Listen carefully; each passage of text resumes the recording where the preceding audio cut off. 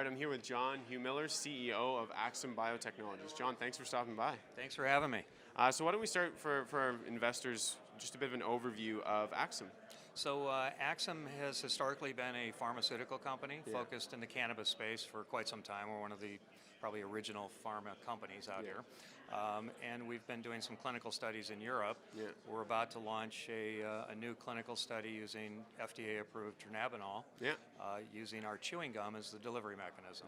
So we're just really trying to show that we can get the same amount of that product in the blood versus taking a pill. Excellent. And so what are some of the advantages of this chewing gum approach?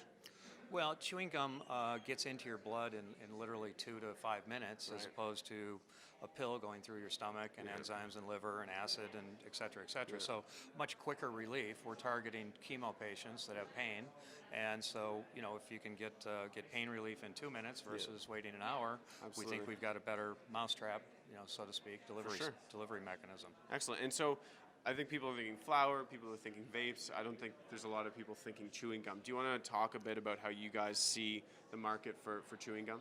Yeah, and so at the same time that we're doing our clinical study, we're using dronabinol. We just recently announced yesterday, actually, at the show that we've launched a new consumer brand of products. So we've taken what we've learned in the clinic, so to speak, and we're taking it to mainstream U.S.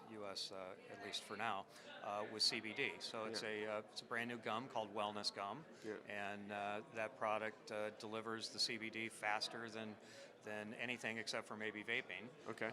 And so which question about vaping these days, right?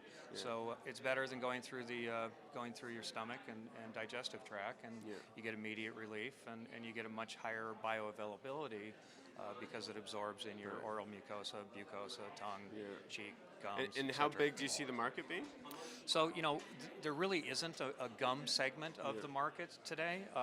That's what we're here to do. I mean, if you look at the pie chart of CBD sales, it's 40% tinctures. You got some creams and lotions and some edibles, etc.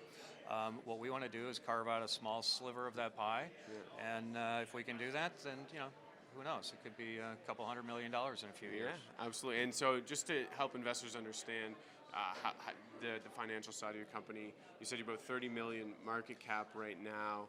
How do you guys see balance sheet revenues growing, trending? So now that we're actually going to start a segment of our company that has sales and revenue, I expect that at some point down the road we should become a profitable company, as opposed to being a pharmaceutical company which does nothing but burn through cash on a daily basis. Hoping for the big win of the right. So we're hoping that we'll still get the big market cap push with the dronabinol study with the clinical, but at the same time we can build a segment of that market with actual revenue and sales. Excellent. Awesome. Well, thank you very much for stopping by and chatting. Thanks for having me.